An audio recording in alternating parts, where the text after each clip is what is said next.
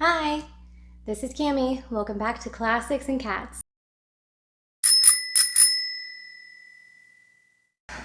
Okay, obviously I'm a little behind, but I wanted to catch everything up and get back on track. So I'm going to start with my May book wrap up. So how many books did I read in May? Let's see. I read like 5 books and 1 short story. And a few of these were audiobooks. So the first one was 13 Things That Mentally Strong Women Don't Do by Amy Morin. And this one was recommended to me by my dad. So I think he's read all the Amy Morin books. There's like 13 Things Mentally Strong People Don't Do, 13 Things Mentally Strong Women Don't Do, Mentally Strong Parents, and then Mentally Strong Kids are the 4 that I'm aware of. So, and maybe there's more in the works, but those are the 4 that I'm aware of. And I have read the 13 Things Mentally Strong People Don't Do, and I really liked it. And so I was curious to check out the one for women. So I really enjoyed this. It's narrated, I listened to the audiobook, and it's narrated by the author, Amy Morin, and it's just so good to hear her written words read by herself. So there's all these steps, and with each step is an example, a story that she relates to the topic. And I just found it really easy to listen to, really easy to understand her tips and tricks and the lessons that were along with it. So I really like that. There was really nothing that I didn't like about this book. I think it's one of those that you give to a woman that you care about. And, it's just good reminders. Even if you feel like that person is already very mentally strong, I think it's just good for everyone to read, refresh themselves in it, good reminders. So yeah, that one I would recommend. And then I listened to 10% Happier by Dan Harris. And again, I listened to this on audiobook.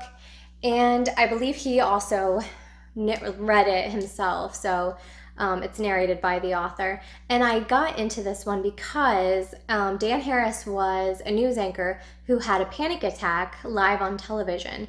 And so if anyone out there has struggled with panic attacks, I do, and it's terrifying. And when you're looking for help for it, I was looking up everything I could. And so I came across this.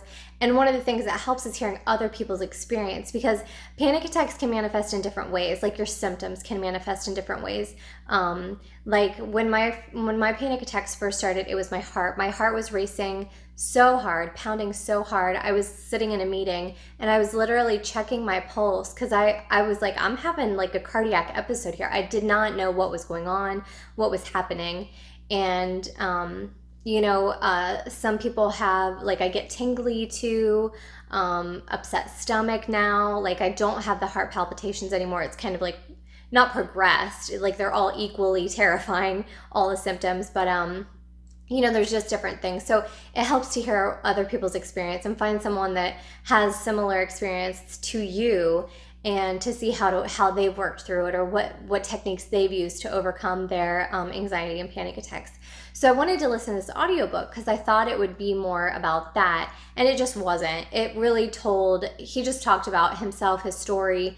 He touched on it a little bit. I mean, he does. His was all meditation. Meditation was his savior, and what the technique that he has used to help control his panic attacks. But again, they just didn't talk that much about it. It was basically his life story from, his early 20s, I would say, just about his life. And so it's not bad. Like, that's just not what I got the book for. So it just wasn't what I was looking for. It wasn't bad, just wasn't what I wanted it to be. If you want to know more about Dan Harris and his professional journey, then that's definitely the book for you. If you want to know more about Dan Harris and his mental health journey, I feel like it didn't give me what I wanted for that purpose. Okay, and then the next book I read in May was The Giver by Lois Lowry, and I have always wanted to read this book. I think it's one that's often recommended for kids to read in like middle school, and we were not recommended to read this. So when I heard about it, I was like, that story sounds fascinating. I wish we would have read it when I was in school because teenage me would have been fascinated. So I really love the story, I love the premise, and I think I have seen the film adaptation, And, you know, I really enjoyed that. So I really wanted to get into the book. So my daughter and I actually read this book together. I think she had to read it for school. So I kind of followed along with like the pace that her classroom was reading it. So she would read it at school and then tell me, hey, we got up to chapter 12. So then when she came home before bed, her and I would read up to chapter 12 together. And then we would talk about like what we thought and everything and like what our, you know, theories were. And it was a great experience, number one, but it was a really fun, really imaginative book. And I didn't realize that it was part of a series. And I thought it was a trilogy, but I think it's actually like a quartet. I think there are 4 books in the series, which I think I have bought 2 more, but we haven't read them yet. So I hope to read through the entire series at some point. I still need to collect some more, but that one was really good as well. So what I liked about it was just a very unique story, a unique idea. I like the idea of, you know, this attempt at a utopia and what the cost of that is behind the scenes, and how these people become disconnected from that, and the fact that there's one person that holds all the memories of history so that they can help lead and direct the decisions of the community. It's just a really neat premise, I think. So I like that one. There really wasn't anything I didn't like about that book. Okay, the next book I read in May was Mansfield Park by Jane Austen. And I mean, needless to say, I'm probably going to love every Jane Austen book I read. There's going to be ones that I definitely love more than others, though. And Mansfield Park was really good. I really enjoyed it. You know, I've heard some criticism about Fanny Price as a main character, her being weak and just doesn't stand up for herself. But I guess I did not get that feeling from her at all. I felt that she was strong and that she didn't assert herself, but it wasn't because she didn't know how. It was that she had been told her whole life that this was her place and that she wasn't going to rise, and she believed it, and she never forced herself forward. She was so kind. Like, she just wanted to be helpful to everyone that she cared about, and you know, she was very appreciative of the life that she'd been given. You know, she just, I don't know, I connected with her. I really liked Fanny Price. I liked her strength of character. I liked that she wasn't easily manipulated. I mean, that's strength right there. And so I did not see her as a weak character at all. She didn't buy into fancy words. She, you know, there was a character in the novel that's trying to win her over, and she has seen things in his character that don't add up to her. And she's like, no, I don't think I respect this person. I don't think I believe what he's saying. And I think that takes a strong character to say, this would be a great match for me if I married this guy, but I'm not going to because I don't love him, I don't respect him, and I don't think he's who he's pretending to be. I think that says a lot about her. So I did not find her a weak character at all. I really liked her character. And you know, I liked the subtleties. You know, they don't come right out and say really nasty things. Everything is very subtle and layered, and I really liked that. I like reading that. And it's going to sound horrible. I don't want to say that I loved watching her or reading her quietly suffering for the person that she loved, but I mean, that's part of the burn. It's like, it's part of the buildup. It's, you know, watching her fall in love with someone and love them so deeply, and but also want them to be happy, and even if that's with someone else, and that was part of the burn. So I loved all of those things about this book. What I did not love, there were no romantic speeches. I kept waiting for like, the just pouring out of lovely words in their heart, and they didn't have that. I mean, that's probably my favorite part of, oh gosh. I mean, of course, Pride and Prejudice. We all know those beautiful professions of love. But there was another one. What was the other one? Persuasion. Oh my gosh, some of the words in Persuasion, so lovely. So yeah, that's what I didn't like about it. There weren't any romantic speeches. So yeah, it was kind of sad, kind of a bummer. And then the last book, I still have a short story, but the last book that I read, I also listened to an audiobook in May. and it was Signs by Laura Lynn Jackson. So Laura Lynn Jackson, if you aren't familiar, is a psychic medium, and she's like backed by this scientific research center that has like done triple blind tests or quadruple blind tests to verify whether or not she does seem to have some kind of psychic ability. So that's pretty fascinating in of itself. So I was just curious to listen to her because I've mentioned before that I go down these rabbit holes. I go through phases where I just am like fascinated by like UFOs, and that's all I watch and read about and learn about. And then I move on to something else. Well, this was during my, what would you call, what's it called?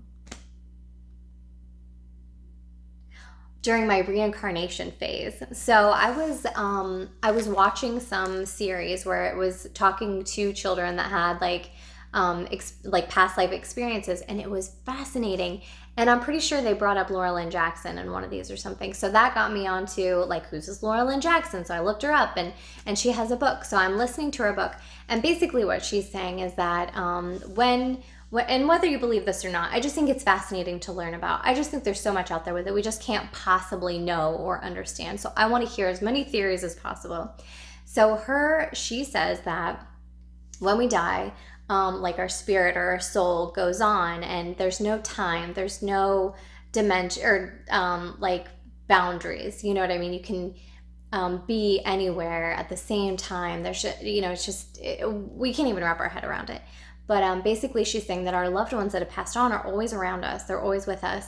And they can send you signs, and we just miss them.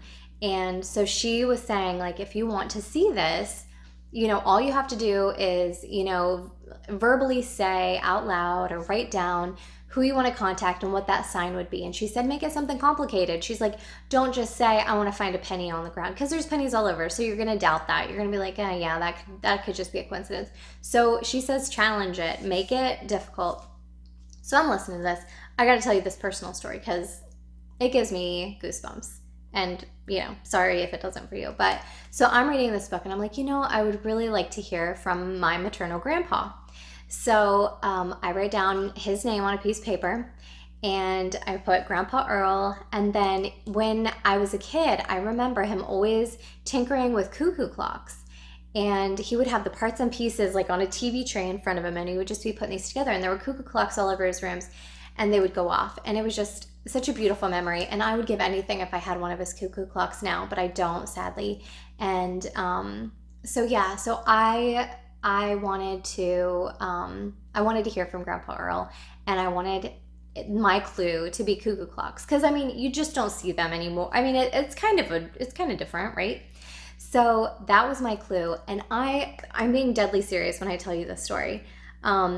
So I wrote it down on a piece of paper at work and just stuck it to the side, okay? Like, I folded it up. It wasn't like laying open. It was folded and put away. I wrote it so that, I was putting it out there, tucked it away. So I'm working all day, at my computer, and I glance over every now and then, and I see, I'm like, man, still nothing going on.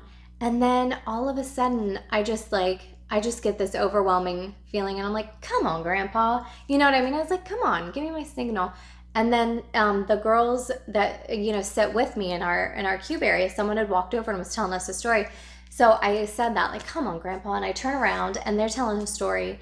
And the lady that's talking, she's like, oh yeah, my grandparents collected everything in their had a bunch of stuff in their basement.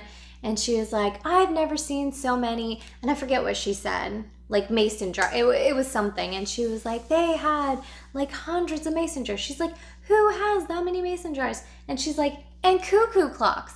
Who has that many cuckoo clocks? And I was like, there it is.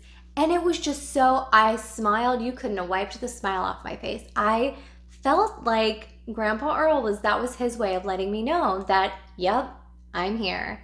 I'm with you. And so I don't know. So every now and then I want to try that and just see, even if I don't know. You can believe what you want to believe, obviously, but man, if you're interested, give it a try and give it a listen. Her book, did I say it was called? Yeah, it's called Signs, and it was narrated by her. So that was really cool too. It's just fascinating.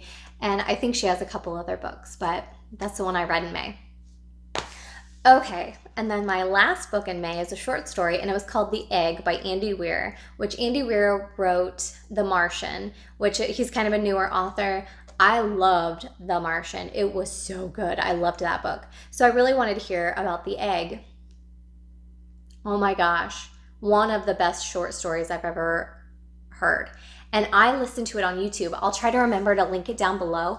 But they had animated the story and also narrated it. And it was just it was so cool. I don't want to say too much because it's a short story. It'll take less than 15 minutes to read, but it blew my mind. And it's something that, like, when I heard it, I was like, yes, I feel like I've always kind of felt that or kind of believed something similar to that. And then you hear it and it's like, that's what that makes sense to me. It's kind of a theory of where we all came from and what our purpose is. And I'm not going to say anything more than that, but like I said, it's a quick listen. So give it a listen and see what you think, and please let me know. So if you like thinking about like the universe and our place in it and our purpose here, I think you'll really enjoy it. So yeah, so give that a listen and see what you think. But yep, so those are all the books that I read in May. And I'm sorry that I am grossly overdue for this, but yeah, I'm going to catch up. I've written down everything that I've read or watched for all the months. So I just want to get these filmed, get them edited, get them up, get caught up, get back on track, and then hopefully not fall off the track again. So yeah, so I hope you are all doing well. Remember, always be kind to yourself as well as others, and always be kind to cats. Thanks. Bye.